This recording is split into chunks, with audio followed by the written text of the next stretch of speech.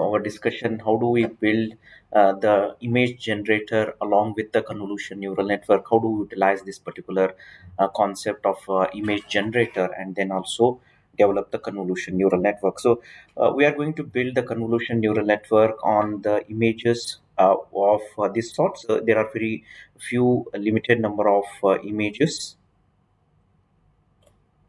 So these are the type of the images which are present, and the objective of this convolution neural network is to perform the sentiment image analysis. So there are two possible sentiment values. One is positive, and the another one is negative. Various modules which are going to be used to build the convolution neural network along with the image processing and along with the other part of the processing. Various modules are going to be imported, such as NumPy, OS, SK, Image, Pandas, Keras. Of course, we are going to use it. The image data generator is given by the Keras preprocessing.image. So that's the module we are going to use, and the method that are provided by the image generator. We are going to use it, and we are going to create the sequential deep learning model and the various layers such as convolutional 2D, max polling, average polling, dense activation, and flatten. So these are the different layers we are going to use it. And optimizer SGD, stochastic gradient descent method, is used to optimize during the training process.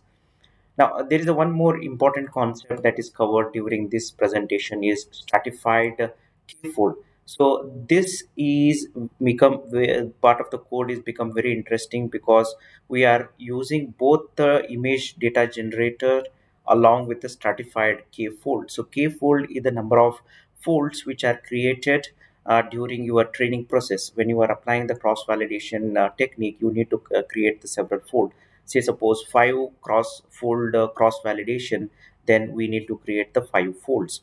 So that can be achieved with the help of stratified.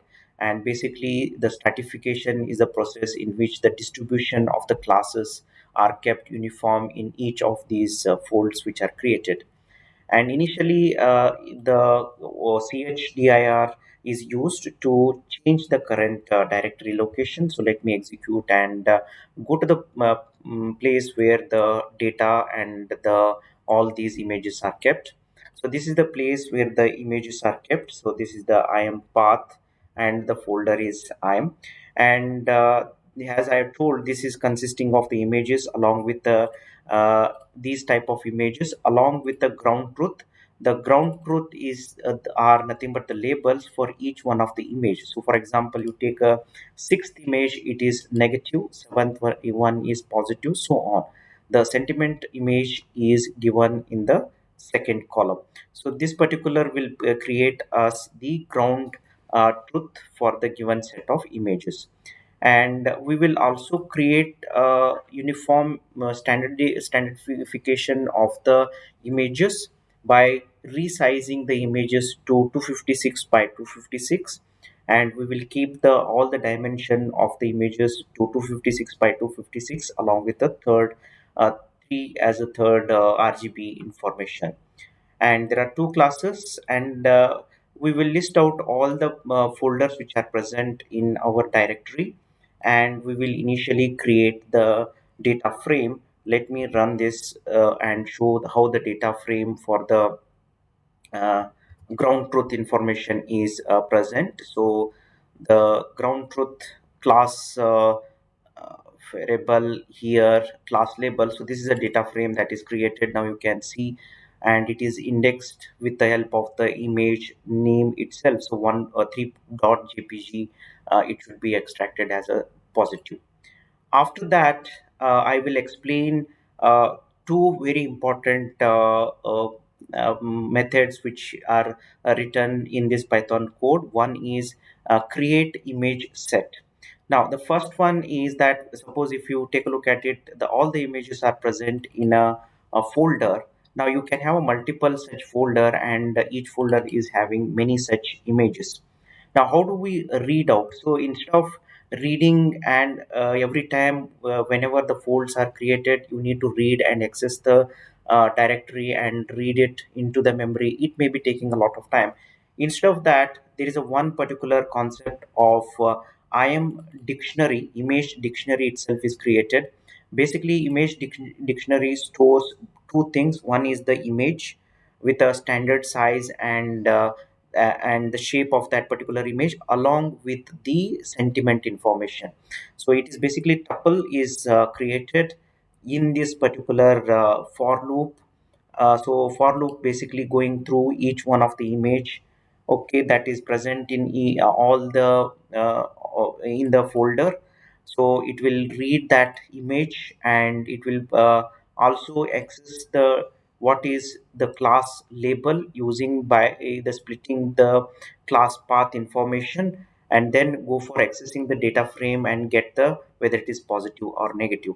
And then there is a standardization of the size of the image is carried out over here, and you can assign these entire tuple and create a single element, just like here, and assign it to IAM dictionary. So this dictionary is a constant. It remains constant irrespective of number of folds you are creating.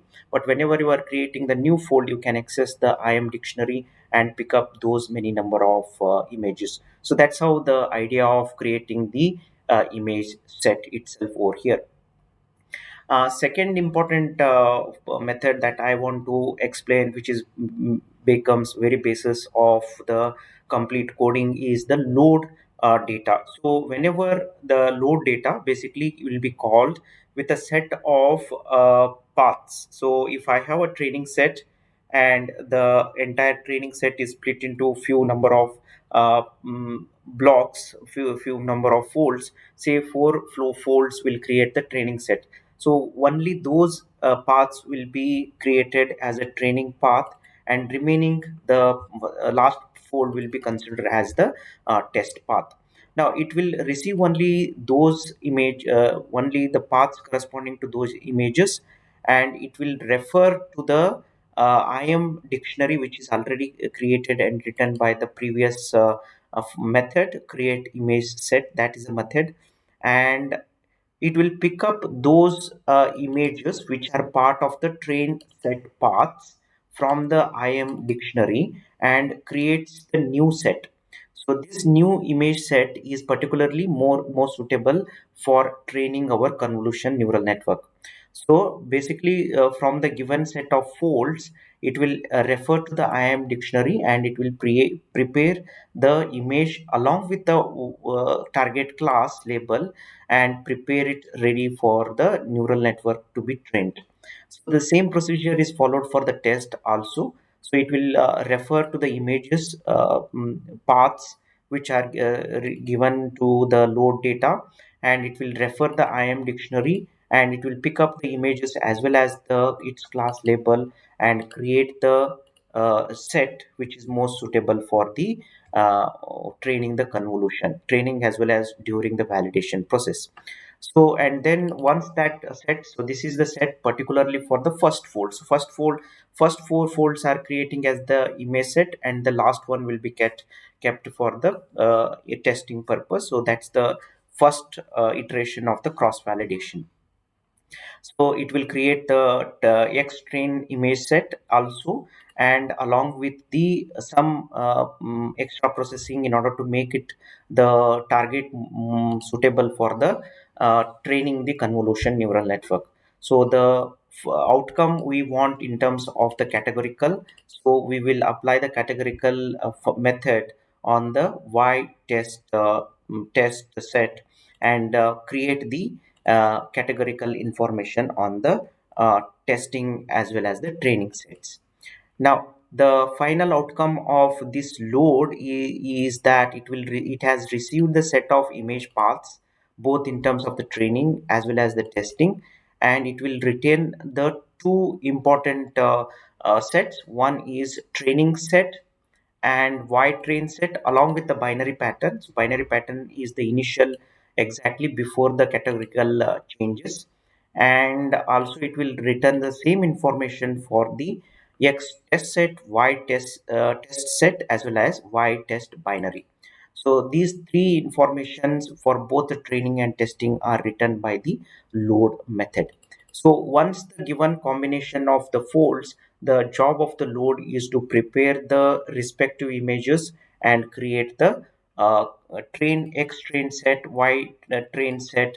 Those are required to train the convolution neural network. The next method that is created over here is the to build the model. So initially we will take the model as a sequential and then add on this particular model various number of convolutional as well as the activation and the max polling layers. So you can see layer 1, layer 2, layer 3, layer 4, layer 5 as well as layer 6 and layer 7, and then at last there is an average pooling layer that is added over here. And at the end of that we need to flatten the convolution, because during the convolution the feature extraction, feature formation is taking place, and that has to be flattened and given to the dense neural network. So that's what exactly takes place over here. And the final dense neural network is used to perform the classification task. The last layer of this particular model is the activation soft max layer, which is going to create the soft outcome of the predictions, whatever outcome that is given by the dense model. Now, we will also take a look at a very important concept of IM generator. So that is the second most important concept that is covered in this presentation. Now you can see that IM generator is a class for which we will create an object with a specification of 90 indicating here the rotation range between 0 to 90 is applied on each one of the images, randomly picking the angle of rotation. So suppose you have image 1, you may be applying 10 degree of rotation and that is giving as a outcome, and another for the another image you may be applying 12 or 13. So anything between 0 to 90 randomly picked up, and that is that angle of rotation is applied. So basically IM generator is a one which can be used to apply and vary the image by different type of applying the transformation, such as shifting, rotation, changing the brightness, changing the zoom of that, scaling the given image. With the help of IM generator you are basically changing the with varying the type of the image, thereby expanding your image data set. The total score, because we are carrying out the cross validation, total score is the total accuracy of the all the five fold cross validation. And one more important for loop I need to explain over here is the filters. Now basic type of model that is been created over here with a varying number of filters. So now you can see here number of input filter is received by the built model. Now suppose I change the number of input filter here to a 8, then initially 8 number of filters are given here as an input layer and a different model is generated. Suppose more number of filters are given like 25, and 25 number of filters will be automatically generated, the model will be generated, and the convolution model will be trained and tested on those many number of filter. So this particular for loop is very much useful when we are comparing what is the effect of number of filters. Suppose if I change it from 8 to 25, is there any drastic improvement in the cross validation accuracy? That's what we want to see by changing the number of filter over here. That can be achieved by just by inserting extra values. Say so 25 you can have a different altogether model. Now so each of this particular model will be built with the help of the built model method, and we will also initialize the SGD optimizer. And once the model is built we will also compile it, and then we will carry out the cross fold cross testing as well as training with the help of cross fold here, cross validation testing over here. Now it is split with the help of the stratified k-fold. So here in this particular case, it is the five splits are made on the given training and testing set. We have made five splits, and for loop is used to access all these splits. So basically we are splitting on the image path. So image path is the relative path starting from the folder to pointing to each one of the image. Say if there are 100 images in our data set, so it will create the respective number of paths, and it will create the train index as well as the test index. Now these using these paths, we will create the training set of images only with the paths, because the load function uses the paths. Okay, when we supply these paths in the load function, so it basically uses what all the images are having the that are presented along with the paths are supplied to the load function, and load function will create the image set that are required for the convolution neural network to process and give the result. So that's how the different steps are followed over here. And similarly, test set is created by indexing the test index of the stratified fold over here. So you will have those many images paths only are contained in the test image paths, and both the train image path as well as the test image paths are given input to the load data. And as I explained, the load data takes these paths of both the test paths as well as the train paths and builds the what it is known as X train set, Y train set. These are what are required by the convolution neural network to train.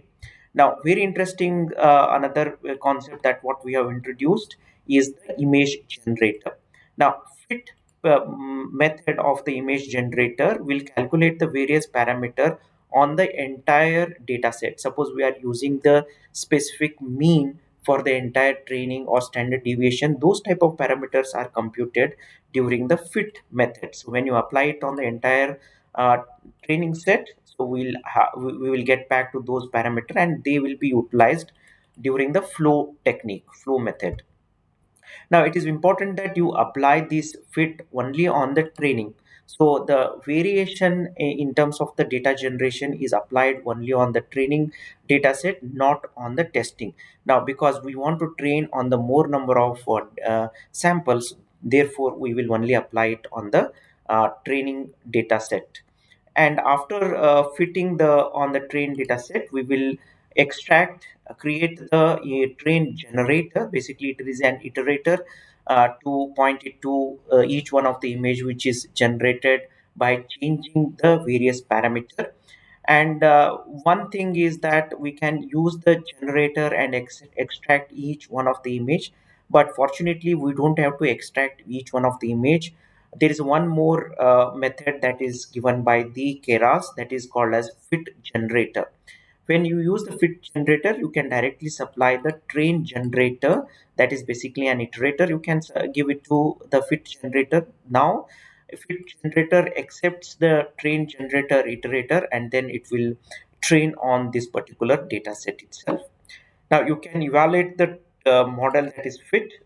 As usual, you can compute the score of this module by taking the evaluation procedure, evaluate by supplying the X test set as well as Y test set. Now there is no generator that is being applied on the test samples. Only the original samples are only given, and the overall score of this particular is also computed.